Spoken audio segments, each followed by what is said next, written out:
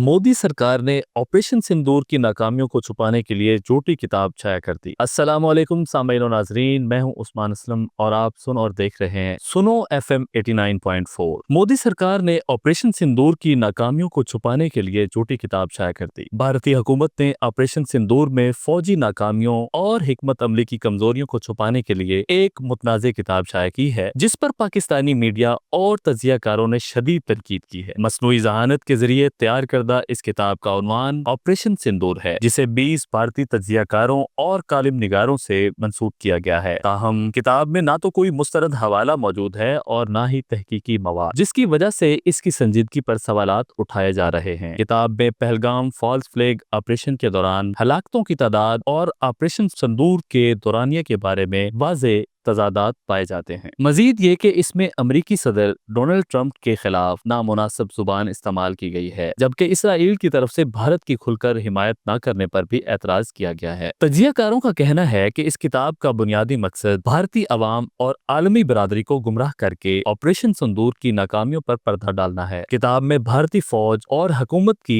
गलतियों का गहराई से जायजा लेने से दानिस्ता गुरेज किया गया है और किताब को महज प्रोपेगेंडे तक महदूद रखा गया है। इस किताब के शाया होने से भारत में आजादी इजहार की सूरत हाल पर भी सवालात उठे हैं। पाकिस्तानी मीडिया के मुताबिक ये इकदाम भारतीय हुकूमत की फेक न्यूज फैक्ट्री का हिस्सा है, जिसका मकसद अवामी राय को मुतासिर करना है।